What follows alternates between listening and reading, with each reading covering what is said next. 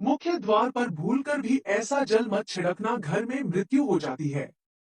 राधे राधे, हर हर महादेव। दोस्तों, है भगवान विष्णु। इस वीडियो को जो भी भक्त सच्चे दिल से लाइक करे, उसकी जन्मों जन्म अंतर की गरीबी मिटा देना और उसके जीवन में कभी भी दुख मत आने देना ही भगवान विष्णु हम सब आपकी ही संतान है। दोस्तों, मर जाना लेकिन अपने मुख्य द्वार पर कभी भी भूल कर ऐसा जल मत छिड़कना, जैसे कि हम आपको आगे वीडियो में बताने जा रहे हैं। दोस्तों, मुख्य द्वार पर गलत तरीके से जल छिड़कने से हमारे घर की सुख समृद्धि चली जाती है और हमारा घर पूरी तरह से बर्बाद हो जाता है। और दोस्तों, हो सके तो जब भी घर के द्वार पर आप जल का छिड़काव करें, तब गणेश जी का यह मंत्र एक बार जरूर बोल, या फिर जब तक जल छिड़कते रहे तब तक इस मंत्र को अपने मन में गुनगुनाती रहे, जो मंत्र हम आपको कुछ ही देर बाद इस वीडियो में बताएंगे। दोस्तों, वीडियो में हम आपको यह भी बताएंगे कि मंदिर में जो एक लोटा जल रखा जाता है उसका क्या करें, और मंदिर का लोटा कैसा हो, पीतल का हो या तांबे का, और मंदिर में जो एक लोटा जल रखा रहता है हम उस जल को कहां पर डालें, तुलसी के पेड़ में डालें या गमले में डालें, या फिर ऐसे ही इधर उधर डाल दें। दोस्तों, हम इस वीडियो में आपको इन सभी जानकारी के बारे में आगे आपको बताएंगे। दोस्तों, अगर आप चाहते हैं कि आपको यह जानकारी पूरी मिले तो आप इस वीडियो को बिल्कुल भी बीच में छोड़कर मत जाइएगा, क्योंकि दोस्तों, अगर आपको वीडियो छोड़ना ही है तो आप इसको अभी छोड़कर जा सकते हैं। क्योंकि अगर आप आधा अधूरा ज्ञान रखेंगे और फिर अगर आपको कोई परेशानी होगी तो आप हमसे कहेंगे कि आपने यह ऐसे बताया था जिस वजह से हमें परेशानी हो रही है। इसीलिए आपसे हाथ जोड़कर विनती है कि आप इस वीडियो को पूरा अवश्य देखें, परंतु गणेश जी का इस वीडियो को अधूरा छोड़कर अपमान मत करना। दोस्तों, आपके घर के मुख्य द्वार पर जल कैसे छिड़कना होता है, इसकी कार्य विधि को हम पूरा आपको बताएंगे। दोस्तों, बहुत समय से आप लोग के प्रश्न आ रहे हैं कि हम मुख्य द्वार पर जल कैसे छिड़के, कृपया करके आप हमें मुख्य द्वार पर जल छिड़कने की सही विधि बताएं।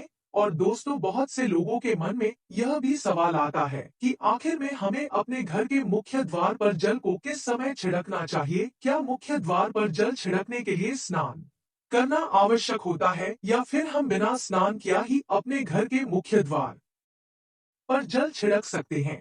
झाड़ू लगाने से पहले या फिर बाद में जल छिड़कना चाहिए कि नहीं?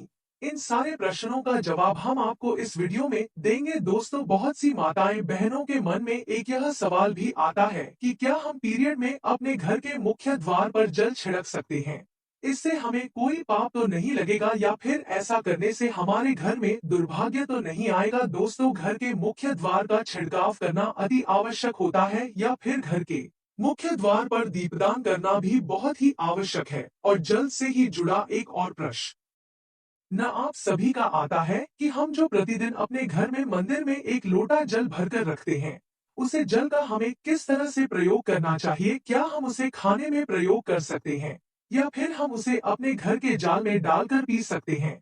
क्या हम उसे पेड़ पौधे में डाल सकते हैं? उसे जल का प्रयोग आखिर हम किस प्रकार से करें? दोस्तों, कुछ लोगों का कहना होता है कि जब भी हम मुख्य द्वार पर जल छिड़कते हैं तो घर के अंदर की तरफ से जल छिड़क या घर के बाहर की तरफ से जल का छिड़काव करें। दोस्तों, हम सबके मन में यह बहुत सारे प्रश्न आते हैं जिनका उत्तर शायद हमें किसी वीडियो में अच्छी तरह से नहीं मिल पाता है। इसीलिए आज मैं आप सबकी शंका को दूर करने के लिए घर के मुख्य द्वार पर किस प्रकार से जल छिड़कना चाहिए, इससे संबंधित यह वीडियो लेकर आई हूँ। कई लोग ऐसे भी होते हैं जो फ्लैट में रहते हैं, कुछ ऐसे लोग हैं जो किराए के मकान में रहते हैं, कुछ लोग ऐसे हैं जो सिर्फ एक ही कमरे में अपना गुजारा करते हैं। तो उन्हें अपने घर पर मुख्य द्वार पर दीपदान किस प्रकार करना चाहिए, और किस प्रकार उन्हें अपने घर के मुख्य द्वार पर जल छिड़कना चाहिए, इसके बारे में हम आपको अवश्य बताएंगे। दोस्तों, देखिए, अगर आप अपने घर के मुख्य द्वार पर जल छिड़क रहे हैं तो आपको इस बात का विशेष ध्यान रखना है कि जो जल है वह एक दिन पहले, मतलब रात को सोने से पहले एक पत्र में आपको भर लेना है। जैसे कि आप एक तांबे का भी पत्र ले सकते हैं, और तांबे का पत्र ना हो तो आप एक पीतल का पत्र भी ले सकते हैं, और अगर पीतल का भी पत्र ना हो तो आप स्टील का पत्र ले सकते हैं, चांदी का भी ले सकते हैं। जो भी पत्र आपके पास है आपको वही लेना है। ऐसा नहीं है कि आपको मार्केट से नया खरीद कर लाना है। जो भी पत्र आपके घर में है, आप उसी का उपयोग कर सकते हैं। दोस्तों, आपको एक लोटे में थोड़ा सा गंगाजल डालना है और उसके ऊपर शुद्ध जल भर दीजिए और गंगाजल ना हो तो भी परेशान होने की आपको बिल्कुल भी आवश्यकता नहीं है, सिर्फ आप अपने घर का शुद्ध जल ही अपने लोटे में भर सकते हैं और उसे जल से भरे पत्र को अपने घर की रसोई में रख दीजिए। दोस्तों, अब जैसे ही आप अगले दिन सुबह उठे तो स्नान से निवृत्त होकर या फिर अगर आप किसी कारणवश स्नान नहीं कर पाते हैं तो इस जल को सुबह उठकर अपने घर के मुख्य द्वार पर छिड़काव करें। दोस्तों देखिए, जब घर के मुख्य द्वार पर वह जल छिड़का जाता है तो वह सुबह सबसे पहले उठकर ही घर के मुख्य द्वार पर छिड़क दिया जाता है। अगर दोस्तों यह उपाय तरीके से तौर पर किया जाता है तो हमारे घर में कैसी भी परेशानी हो, किसी भी प्रकार के दुख दर्द रहते हो, हमारे घर में गरीबी हो या फिर गृह क्लेश बनी रहती है और हमारे घर से कभी भी क्लेश खत्म होने का नाम नहीं लेती है। मतलब कि दोस्तों, अगर हमारे घर में किसी प्रकार की नकारात्मक ऊर्जा है जिससे आप बहुत परेशान हैं और आप बहुत परेशानियों से घिरे हुए हैं और आप बहुत समय से इन परेशानियों से निकलने की कोशिश कर रहे हैं, लेकिन आप निकल नहीं पा रहे हैं। तो ऐसे में घर की रसोई में रखा हुआ जल घर के मुख्य द्वार पर सुबह उठकर छिड़का जाता है। इस जल के छिड़काव से आपके घर की सारी परेशानी बहुत ही शीघ्र समाप्त हो जाती है और आपके घर में ग्रहों के लिए और मनमुटाव भी दूर होने लगता है और धीरे धीरे घर में प्रेम भरने लगता है और हमारे घर में धीरे धीरे सुख समृद्धि भी आने लगती है और हमें बीमारियों से मुक्ति मिलती है। दोस्तों, मतलब यह है कि किसी भी प्रकार की मानसिक परेशानी है जिससे आप उभर नहीं पा रहे थे या फिर आपको आर्थिक तंगी है, आपके घर में कोई वास्तु दोष है जो कि खत्म होने का नाम नहीं ले रहा है, किसी प्रकार का ग्रह दोष है, जैसे कि कई बार ऐसा होता है कि लोगों के ऊपर कई प्रकार के बुरे ग्रह दोष का प्रभाव हो जाता है जिसके कारण उसे बहुत सारी परेशानियां और दिक्कतों का सामना करना पड़ता है और उसकी परेशानी दिन ब दिन बढ़ती जाती है। इन सभी को समाप्त करने के लिए सुबह उठकर घर के मुख्य द्वार पर जल छिड़का जाता है। दोस्तों, ऐसा करने से हमारे घर में ग्रह दोष के प्रभाव धीरे धीरे कम होने लगते हैं। वास्तु दोष और पितृ दोष भी धीरे धीरे समाप्त हो जाता है और हमारे पितृगण हमें अपना आशीर्वाद देने लगते हैं। इसके साथ ही जैसे कि बहुत से लोगों के प्रश्न होते हैं कि उनके ऊपर किसी ने कुछ करवा दिया है जिसकी वजह से वह अपने जीवन में परेशानियों का सामना कर रहे हैं और उनके घर में तरक्की नहीं हो रही है और लगातार परेशानियां बढ़ती जा रही है और उनको इन चीजों को दूर करने का कोई उपाय या कोई रास्ता नहीं मिल रहा है। तो दोस्तों, अगर आप घर के मुख्य द्वार पर इसी लोटे से जल का छिड़काव करेंगे तो आपकी परेशानी धीरे धीरे स्वेटर ही समाप्त हो जाएगी। तो यह घर की सभी परेशानियों से मुक्ति पाने का रामबाण और सबसे सरल, सबसे आसान और सबसे जल्दी लाभ देने वाला उपाय होता है। दोस्तों, जो हमारे शास्त्रों में वर्णित है, तो आप अपने घर की रसोई में एक लोटा भरकर जल अवश्य रात में रखें और प्रातः काल जल्दी उठकर इस जल से अपने घर के मुख्य द्वार पर छिड़काव करें। अब जैसे कि बहुत से लोगों के प्रश्न आते हैं कि यह जल हमें अपने घर के मुख्य द्वार पर छिड़कना चाहिए, तो देखिए, सुबह सूर्योदय होने से पहले आप इस जल का अपने घर के मुख्य द्वार पर छिड़काव कर सकते हैं। लेकिन दोस्तों, आपको इस बात का विशेष ध्यान रखना है कि आपको इस जल को घर के मुख्य द्वार पर सूर्य उदय होने से पहले ही छिड़क देना है। दोस्तों, अब यह प्रश्न है कि हमें इस जल का छिड़काव अपने घर के मुख्य द्वार पर स्नान किए बिना या स्नान करके छिड़कना चाहिए। तो देखिए दोस्तों, हम जब भी अपने घर के मुख्य द्वार पर जल छिड़कते हैं तो मतलब यह एक उपाय होता है, इससे हमारे परेशानियां दूर होती हैं।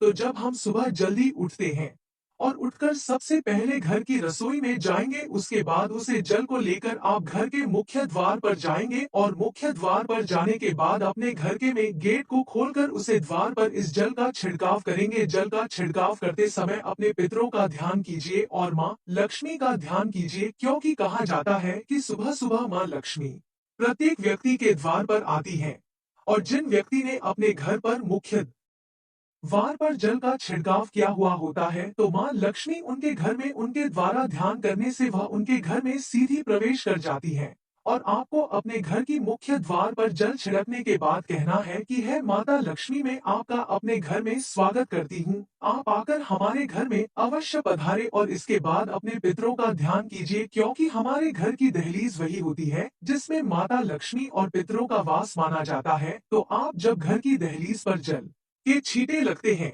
तो इससे आपके पितरी बहुत ही प्रसन्न होते हैं और उन पर अपना आशीर्वाद बनाए रखते हैं। दोस्तों, आपको इस घर के मुख्य द्वार पर सुबह जल चढ़ाते समय स्नान करने की आवश्यकता नहीं है। और दोस्तों, अगर आपका मन है कि हमें तो अपने घर के मुख्य द्वार पर स्नान करके सूर्योदय से पहले ही सिम लगानी है, तो आप स्नान कर सकती हो, वरना आपको स्नान करने की कोई आवश्यकता नहीं है। दोस्तों, अब आपका अगला प्रश्न होता है कि हम अपने घर के मुख्य द्वार पर छिड़काव करने से पहले झाड़ू लगा सकते हैं या नहीं। तो दोस्तों, आप अपने घर में छिड़काव करने से पहले एक चीज का विशेष ध्यान रखें। जब हम सोकर उठते हैं तो सबसे पहले बिस्तर पर बैठे हुए ही हमें अपनी दोनों हथेलियां को जोड़कर और दोनों हथेलियां को सामने से जोड़कर पूरी हथेली को देखते हैं, क्योंकि हमारी हथेली में माँ लक्ष्मी का वास होता है, इसीलिए हमें माँ लक्ष्मी का ध्यान करना चाहिए। उसके साथ ही आप 5 देवताओं का ध्यान किया जाता है, उनमें से माँ दुर्गा, भगवान शिव, भगवान श्री हरि, विष्णु, गणपति जी और भगवान सूर्य देव। इन 5 देवताओं का ध्यान करके हमें अपनी हथेलियां देखना है और देखते समय उसके बाद हमें एक मंत्र का उच्चारण करना है। कराग्रे वस्ते लक्ष्मी कर, मध्य सरस्वती कर, मूले तू गोविंदम प्रभाते कर दर्शनम। दोस्तों, आप चाहे तो इस मंत्र का उच्चारण कर सकते हैं और आप चाहते हैं कि हमें इस मंत्र का उच्चारण नहीं करना है तो वह आपकी मर्जी, वरना आप अपने इष्ट देव का भी ध्यान ध्यान कर सकते हैं और 5 देवताओं का भी ध्यान आप अपनी हथेलियां में कर लीजिए। उसके बाद दोनों हाथ जोड़कर सभी देवताओं को प्रणाम किया जाता है। दोस्तों, उसके बाद अपने हाथ से पृथ्वी का स्पर्श किया जाता है। दोस्तों, जब भी हर दिन बिस्तर से नीचे अपने पर रखें तो उससे पहले आपको धरती माँ को स्पर्श करके उनको छूकर प्रणाम करना होता है 2 बार या 3 बार। उसके बाद आप अपना दाहिना पांव पृथ्वी पर रख सकते हैं। दोस्तों, धरती पर पैर रखते हैं, उसके बाद ही बाकी जो सभी कार्य होंगे वह किए जाते हैं। जल का छिड़काव आप उसके बाद ही करेंगे, मतलब सुबह जागने के बाद बिस्तर पर अपनी दोनों हथेलियां को देखने के बाद अपने इष्ट देव को प्रणाम करने के बाद फिर उसके बाद धरती पर पैर रखने से पहले माता धरती को प्रणाम करके अपना पैर रखकर फिर अपने रसोई घर में जाकर और वहां से जल को लाकर अपने घर के मुख्य द्वार पर उसका छिड़काव किया जाता है। माँ लक्ष्मी का और अपने पितरों का ध्यान करना है। उसके बाद दोस्तों, आप अपने घर के अंदर जाएंगे और आपका जो भी डेली रूटीन वर्क होता है आपको वह करना है, जैसे कि झाड़ू लगाना, स्नान करना, भगवान की पूजा आदि करना, यह सब आपको करने हैं। दोस्तों, जब आप घर के मुख्य द्वार पर जल का छिड़काव कर देते हैं उसके बाद फिर अगर आपके लोटे में जल बचत है तो उसमें थोड़ा सा पानी मिलाकर आप अपने घर की मुख्य दहलीज को झाड़ू से उसे पानी को डालकर साफ कर सकते हैं। अगर आप किसी फ्लैट में रहते हैं या आपके पास एक ही कमरा है जिसमें आप किराए पर रहते हैं, तो आप जल का छिड़काव या फिर दीपदान कहाँ पर करें? किसी हम अपना मुख्य द्वार में जो आपका अपना कमरा है या फिर जो फ्लैट है आप जहां पर अपना नाम प्लेट लगा हुआ है, आप इस स्थान पर दीपदान कर सकते हैं और उसी स्थान पर आपको जल का छिड़काव करना है। मतलब दोस्तों, अगर आप कमरे में रहते हैं तो आपको अपने कमरे की मुख्य दहलीज पर जल का छिड़काव करना है और वहीं पर आप दीपदान भी करेंगे, जो कि आपके लिए वह घर का मुख्य द्वार माना जाएगा। दोस्तों, इसके बाद आपका अगला प्रश्न है कि क्या हम अपने घर की दहलीज पर जल का छिड़काव पीरियड्स में कर सकते हैं? तो दोस्तों, आप पीरियड से हो या ना हो, इससे आपको कोई फर्क नहीं पड़ता है। आप अपने घर के मुख्य द्वार पर जल का छिड़काव अवश्य करें। लेकिन दोस्तों, रही बात दीपदान करने की, तो दोस्तों देखो, जब भी हम दीपदान करते हैं तो दोस्तों यह एक धार्मिक कार्य में आता है, क्योंकि दोस्तों हम जब पीरियड से हो जाते हैं तो हम भगवान की पूजा पाठ नहीं करते हैं।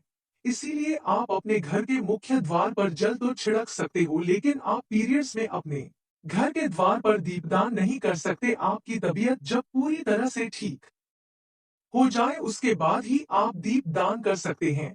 दोस्तों, अब आपका अगला प्रश्न है कि क्या मंदिर में जो हम जल रखते हैं वह रखना जरूरी है, और अगर हम रखते हैं तो उसे जल का हमें क्या करना चाहिए। देखिए दोस्तों, मंदिर में जल का लोटा रखना बहुत ही आवश्यक होता है। जल एक ऐसी चीज होती है जिसमें सभी प्रकार की एनर्जी आती है। जल सभी प्रकार की एनर्जी को ऑब्जर्व कर लेता है। जब हम पूजा पाठ करते हैं, मित्रों का जाप करते हैं या फिर भगवान के सामने प्रार्थना करते हैं, तो जो भी हमारे मन की कामना होती है भगवान से, तो वह उसे जल में समाहित हो जाती है और वह भगवान तक पहुंच जाती है। इसीलिए पूजा करने से पहले घर के मंदिर में एक लोटा जल रखना बहुत ही जरूरी होता है और उसके बाद दीपदान मतलब एक दीपक प्रज्वलित करना बहुत जरूरी होता है। यह अग्नि और जल का एक तरह से बैलेंस हो जाता है और इसलिए शास्त्रों के अनुसार घर के मंदिर में एक लोटा जल भी हमेशा रखा होना चाहिए, तभी आपको अपनी पूजा का संपूर्ण फल मिलेगा। दोस्तों, अब इस जल का हमें करना क्या है, आपके मन में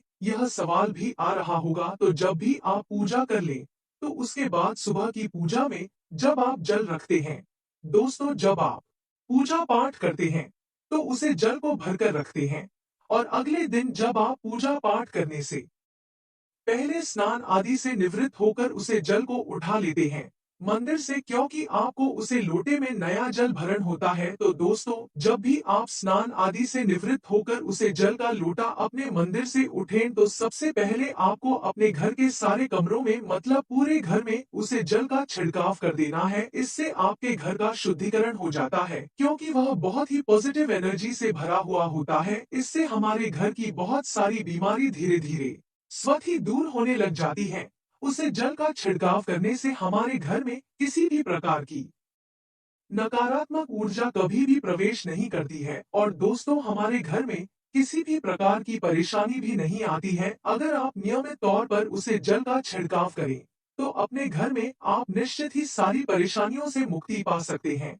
दोस्तों, आपको फिर किसी तंत्र मंत्र वाले गुरुओं के पास जाने की जरूरत नहीं पड़ेगी। आप स्वतः ही तंत्र मंत्र के प्रभाव से मुक्ति पा लेंगे। दोस्तों, जैसे ही घर में कोई बीमार है, तो आप इस जल को उसे व्यक्ति को प्रतिदिन पीने के लिए दे सकते हैं और यह जल इतना पावरफुल होता है कि इस जल को पीने से हमारे शरीर की बड़ी से बड़ी बीमारी धीरे धीरे खत्म होने लगती है। अगर हमारे घर में किसी सदस्य की बीमारी है जो बहुत समय से है, वह ठीक होने का नाम नहीं ले रही है और बहुत ही लंबी बीमारी है, तो आप अपने घर के सदस्य को इस जल को अवश्य पिलाएं। दोस्तों, ऐसा भी होता है कि हमारे घर में कोई सदस्य लंबे समय से बीमार है और वह दवाई खाई जा रहा है, हम उसका बहुत इलाज करवा रहे हैं, लेकिन उसकी दवाइयां से कोई प्रभाव ही नहीं पड़ रहा है। तो ऐसे में अगर आप दवाई के साथ साथ उसे जल को पीने के लिए उसे बीमार व्यक्ति को देते हैं, तो तो उसे बीमार व्यक्ति पर धीरे धीरे उसे जल का प्रभाव होने लग जाता है और दवाइयां अपना काम करने लग जाती हैं। अगर आपकी परिवार में गृह क्लेश अधिक होता है, हमेशा परिवार के बीच में सामंजस्य नहीं बनता है, आपस में लड़ाई झगड़े होते रहते हैं, तो परिवार के सभी सदस्यों को इस जल को थोड़ा थोड़ा पी लेना चाहिए। इससे आपसी मनमुटाव दूर होगा और घर के सदस्यों में प्रेम बढ़ने लगता है और सभी के विचार सकारात्मक होने लगते हैं, जिससे उनके बीच लड़ाई झगड़ा समाप्त हो जाता है और सब प्रेम पूर्वक रहने लगते हैं। दोस्तों, यदि आपकी कोई दुकान है या आप कोई व्यापार चलाते हो, तो आपको प्रतिदिन इस जल को थोड़ा सा ले जाकर अपनी दुकान और व्यापारिक स्थल पर जरूर छिड़कना चाहिए। इससे आपका काम, दुकान का काम, व्यापार बहुत अच्छे से चलने लगेगा। दोस्तों, लेकिन आपको एक बात अवश्य ध्यान में रखनी है कि मंदिर में रखा लोटा जल आपको कभी भी तुलसी में अर्पित नहीं करना चाहिए, इससे आपको पाप लग सकता है। उसके लिए आप अलग से एक तांबे के पत्र में जल भरकर तुलसी को अर्पित कर सकते हैं, क्योंकि दोस्तों, यह जल सभी देवी देवता ग्रहण करते हैं, तो इसीलिए तुलसी में डालना इस वर्जित माना जाता है। लेकिन हाँ, अगर आपके घर में लड्डू गोपाल हैं, राधा कृष्ण है और आप एक लोटा जल उनके लिए अर्पित करते हैं, तो आप अगले दिन यानी सुबह के समय वह जल तुलसी रानी को चढ़ा सकते हैं। मंदिर में जो एक लोटा जल रखा होता है, उसके अगले यानी सुबह के समय आप इस जल से अपनी आंखें जरूर धोएं। इससे आपकी आंखों की रोशनी बढ़ने लगती है और आपकी आंखें स्वस्थ रहती हैं और आंखों में अगर कोई बीमारी है तो वह समाप्त हो जाती है। दोस्तों, शास्त्रों के अनुसार जो लोग मंदिर में एक लोटा जल भरकर भगवान को रखते हैं, तो उनके घर में कभी भी अकल नहीं पढ़ सकता है, उनके घर में कभी भी कोई परेशानी नहीं आती है, उनका घर कभी भी कंगाल नहीं होता है। और दोस्तों, जो अपने घर के मंदिर में एक लोटा जल भरकर नहीं रखते हैं, तो उनके घर में अकाल पड़ जाता है और तंगी उनके घर में आ जाती है और गरीबी बीमारी पैदा होने लगते हैं और धीरे धीरे उनके घर में आर्थिक स्थिति बहुत ही सहानिया हो जाती है। तो आप चाहे तो एक लोटा जल में पुष्प आदि डालकर भी रख सकते हैं। इसे बहुत ही शुभ माना जाता है। दोस्तों, अगर आप अपने घर में इस जल का छिड़काव करते हैं और दोस्तों अगर फिर भी उसमें से थोड़ा बहुत जल बच जाता है, तो आप उसे जल का छिड़काव या उसे जल को अपने घर के पेड़ पौधों में भी डाल सकते हैं। इससे हमारे पेड़ पौधे एकदम बढ़िया रहते हैं। दोस्तों, आपको अपने घर के मुख्य द्वार पर जल छिड़कने की इस विधि को अपने डेली रूटीन में शामिल करना है। जैसे आप प्रतिदिन खाना खाए बिना नहीं रहते, वैसे ही आप प्रतिदिन अपने घर के द्वार पर जल चढ़ाना ना भूले। इससे आपकी दिन व दिन स्थिति सुधरता जाएगी और आपके घर में नकारात्मक ऊर्जा दूर हो जाएगी और आप एकदम सुख समृद्धि को प्राप्त कर पाएंगे। दोस्तों, आप जब भी घर के मुख्य द्वार पर जल छिड़क, तो आपको गणेश जी भगवान का यह मंत्र जरूर बोलना चाहिए, ओम गणपति नमः, ओम गणपति नमः, ओम गणपति नमः। और जो हमने आपके ऊपर वीडियो में बताया है, उसे ध्यान पूर्वक अच्छे तरीके से समझकर आप अपने घर के मुख्य द्वार पर जल का छिड़काव करें। माता लक्ष्मी इस वीडियो को जो भी भक्त लाइक करें और वीडियो को शेयर करें, उसकी समस्त मनोकामना पूरी करना और उसे पर कोई भी संकट आए तो उसे आप हर लेना। दोस्तों, आपके हाथ जोड़कर विनती है कि इस वीडियो को अपने दोस्तों के साथ फेसबुक व्हाट्सएप पर जरूर शेयर करें, ताकि इस पावरफुल उपाय को हर कोई समझ पाए और अपने जीवन में उसे उतर पाए। दोस्तों, अब हम आपसे अगली वीडियो में मिलेंगे, तब तक के लिए धन्यवाद। और अगर आपको वीडियो अच्छी लगी है तो कमेंट बॉक्स में जय श्री राम अवश्य लिखें।